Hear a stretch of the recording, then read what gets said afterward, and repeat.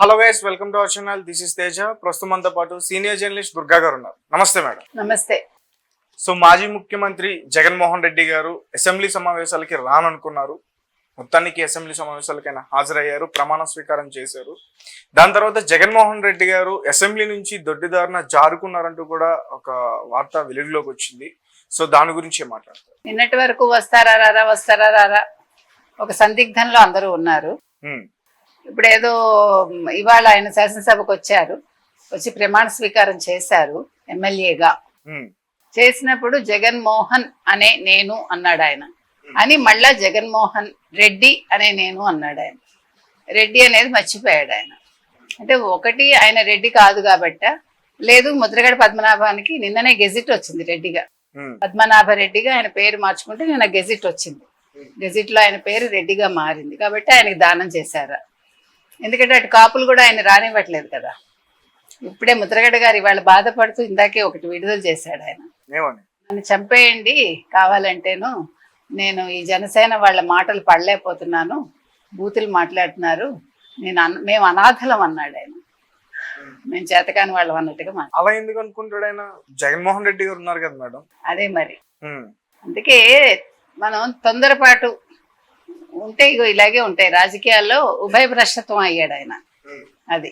So ఇప్పుడు జగన్మోహన్ రెడ్డి పరిస్థితికి వస్తే, ఆయన ఇవాళ ఒక ఎమ్మెల్యేగా ప్రమాణ స్వీకారం చేశారు. ఆయన వస్తారా రారా అనే సందిగ్ధం వీడింది. వచ్చారు, చేశారు.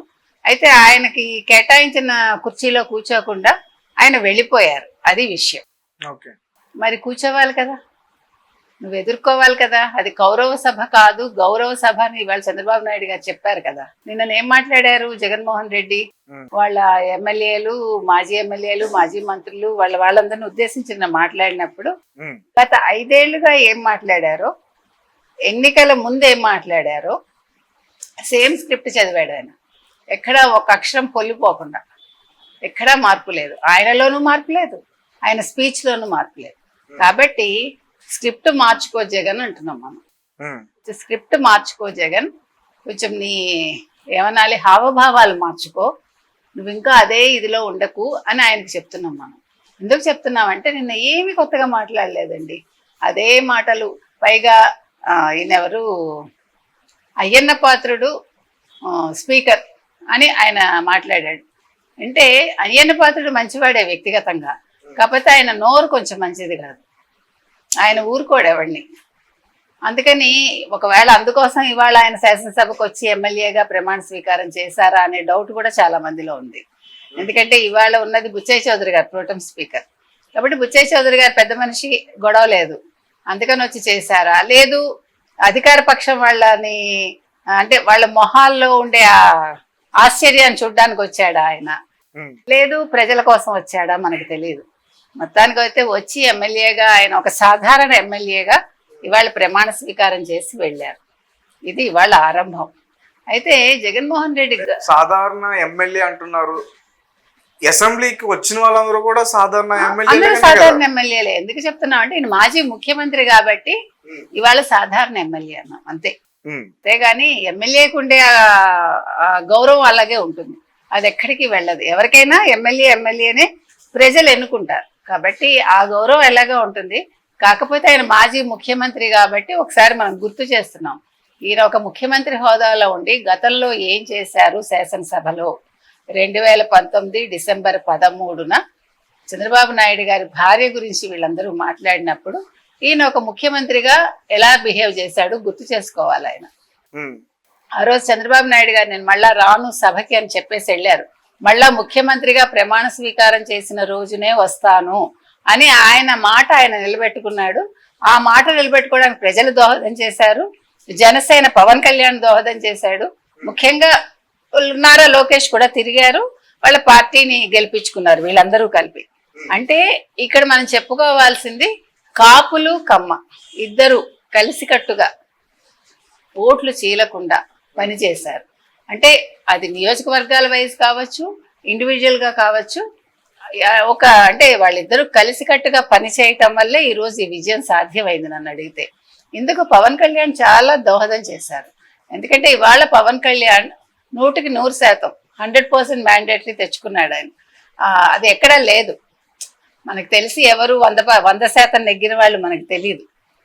అంటే నాకు తెలిసి అదొక హిస్టరీ అమ్మ, మనకు ఐడియా లేదండి. ఏది ఏమైనా 2019 నుంచి 24 వరకు ఏం జరిగిందో అది శాసనసభలో జరిగిన విషయాలు కూడా చరిత్ర పుటలకి ఎక్కాలి. అదొక పాఠ్యంగా మారాలి. ఎందుకంటే వ్యక్తిగత ఆరోపణలు చేసుకోకూడదు, మహిళలని లాగకూడదు రాజకీయాల్లోకి, మహిళలను కించపరిస్తే. ఇప్పుడు ద్రౌపదిని ఆ రోజు నిండు సభలో చేస్తే ఏమైందండి? మొత్తం కురుక్షేత్ర యుద్ధం వచ్చింది, కౌరవులు నాశనం అయ్యారు. అదేవిధంగా ఒక జయలలితను బాధ పెట్టినప్పుడు డిఎంకే పార్టీ పతనం అవ్వలేదు. ఎందుకంటే డిఎంకే పార్టీ వేరు, అక్కడ జరిగిన ఇష్యూ వేరు, కాబట్టి దానికి బలమైన రూట్స్ ఉన్నాయి డిఎంకేకి. అందులో కరుణానిధి టైంలో జరిగింది కాబట్టి పదవీచ్యుతులు అయ్యారు వాళ్ళు. ఇప్పుడు అదే జరిగింది. ఇప్పుడు ఇంత జరుగుతున్న శాసనసభలో మహిళా ఎమ్మెల్యేలు ఎవరు మాట్లాడలేదు, చూసారా మీరు?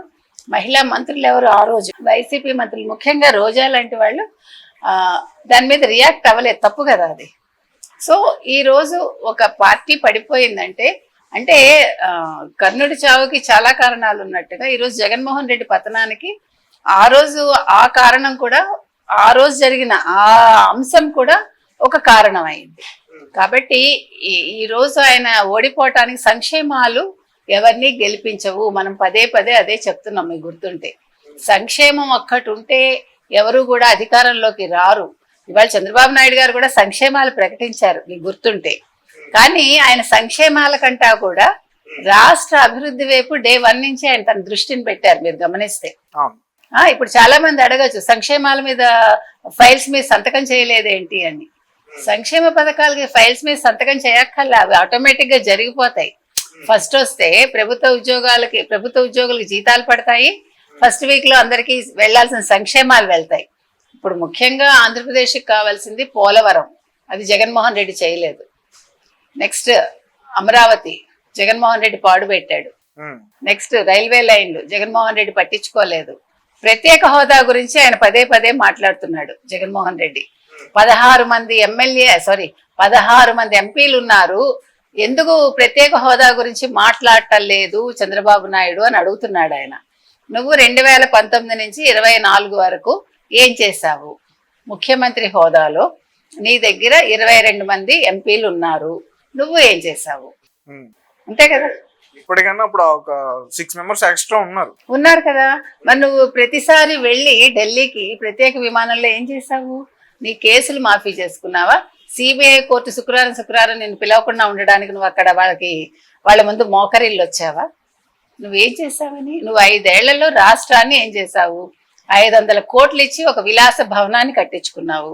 ఈ రోజు దాని మీద మాట మారుస్తున్నారు నీ మంత్రులు. ఇదే రోజా ఆ రోజు ఏం మాట్లాడింది, మధ్యలో ఏం మాట్లాడింది, నిన్ననేం మాట్లాడింది చూసుకుంటే ఆ వేరియేషన్ మనకు తెలుస్తుంది. అదే విధంగా కొడాలి నాని నిన్న ఇంకా పొగరు తగ్గలేదు. ఆ వెధవలు ఎవరు? రమ్మనండి, ముష్టి పడేస్తాము ఫర్నిచర్ కి, ఎట్లా మాట్లాడాడు. కోడెల శివప్రసాద్ని కూడా నిన్న ఎట్లా మాట్లాడాడు చనిపోయిన వ్యక్తి గురించి. అంటే మీకు బల్బులు దిగవు. మీకు ప్రజలు ఇంత మ్యాండేటరీ ఇచ్చినా, మీరు వద్దు మొర్రో అన్నా కూడా ఇంకా నువ్వు ఇలాగే ఉన్నావంటే నీకు కాదు నష్టం. ఈ మాజీ మంత్రులు ఎవరైతే ఉన్నారో, ఈ మాజీ ఎమ్మెల్యేలు ఎవరైతే ఉన్నారో, వీళ్ళ మాటలకి, వీళ్ళ చేష్టలకి, వీళ్ళ చేతలకి బలయ్యేది జగన్మోహన్ రెడ్డి. అది జగన్మోహన్ రెడ్డి గుర్తుపెట్టుకోవాలి. ఇప్పుడు ఆయన ఇవాళ నష్టపోవటానికి సగం వీళ్ళు కూడా కారణమే. ఒక రోజా కారణం, ఒక అంబటి కారణం, ఒక కొడాలి కారణం, ఒక వల్లభనేని వంశీ కారణం, ఒక బొత్స కారణం, ఇలా లిస్టు చెప్పుకుంటూ వెళ్తే బోల్డ్ వస్తుంది. కాబట్టి జగన్మోహన్ రెడ్డి సలహాదారుల్ని 100 మందిని పెట్టుకోవటం కాదు, ఒకళ్ళు సరైన వాళ్ళు ఒకళ్ళని పక్కన పెట్టుకుని ఫస్ట్ వినడం నేర్చుకుంటే ఆయన, ఇప్పుడు చెప్తే వినాలి, లేదు తెలుసుకోవాలి, రెండూ లేకపోతే పరిస్థితి ఇలాగే ఉంటుంది. కాబట్టి ఇంకొకటి, అమ్మ పెట్టాల్సిన 2 చిన్నప్పుడు పెట్టలేదు ఆయనకి. అమ్మ సరిగ్గా పెట్టుంటే ఆయన ఇలా ఉండరు. కాబట్టి ఆలోచన అనేది సక్రమంగా ఉండాలి. జగన్మోహన్ రెడ్డి ఓకే ధైర్యంగా ఇవాళ ఆయన వచ్చాడు, ఏ కారణం చేత వచ్చినా ఆయన ఇవాళ శాసనసభకు వచ్చారు ఆయన, ఓకే దాని గురించి ఏమీ ఇష్యూస్ లేవు. కాకపోతే ఏంటంటే ఆయన రేపటి నుంచి ఏం చేస్తారు, ఇప్పుడు మళ్ళా తెలుగుదేశం వాళ్ళు కార్యకర్తల మీద దాడులు చేస్తున్నారు, తెలుగుదేశం వాళ్ళు కార్యకర్తల ఆస్తులు నాశనం చేస్తున్నారు, తెలుగుదేశం వాళ్ళు వైసీపీ నాయకుల ఇళ్లు ధ్వంసం చేస్తున్నారు, వాళ్ళ ఇళ్లలోకి వెళ్తున్నారు, లేకపోతే వాళ్ళని ఇబ్బంది పెడుతున్నారు, ఇవన్నీ మాట్లాడుతున్నాడు ఆయన. ఇవన్నీ చీప్ పాలిటిక్స్ ఇవన్నీ కూడా. ఈ చీప్ ట్రిక్స్ వద్దు. నిజంగా వాళ్ళు చేస్తుంటే నువ్వు నీ కార్యకర్తలను ఆదుకో. ఇప్పుడు ఏదో న్యాయ సలహాలకి ఎక్కడికక్కడ ఫోన్ నెంబర్లు పెట్టాము, అది రోజా నేను చెప్పింది ఆవిడ. సో అవి కాదు నువ్వు మాట్లాడాల్సింది. నువ్వు కార్యక్షేత్రంలోకి వెళ్ళి, నువ్వు ప్రజాక్షేత్రంలోకి వెళ్ళి నువ్వు చేసిన తప్పులు ఏమిటి, నీ పార్టీ చేసిన తప్పులు ఏమిటి రెక్టిఫై చేసుకో, తెలుసుకో. ఆయన రెడ్ బుక్ పెట్టుకున్నాడని ఏడవడం కాదు. ఈయన అన్నాడు కదా సజ్జల, మా దగ్గర కూడా ఒక బ్లాక్ బుక్ ఉందని. నువ్వు బ్లాక్ బుక్ పెట్టుకుంటావో, బ్లూ బుక్ పెట్టుకుంటావో, వైట్ పేపర్స్ పెట్టుకుంటావో, ప్రతి ఊరికి వెళ్ళి ప్రతి నియోజకవర్గానికి నువ్వు వెళ్తావో, నీ మాజీ మంత్రులు వెళ్తారో, వెళ్ళమని చెప్పాడు కదా నిన్న. మీరందరూ మీ నియోజకవర్గాల్లో తిరగండి, కార్యకర్తలకు ధైర్యం నింపండి, ఇవన్నీ చెప్పాడు కదా. సో ధైర్యం నింపడం ఎలాగ చెయ్యండి, అది ఓకే, తప్పులేదు, పార్టీ పరంగా మీరు చెయ్యాలి.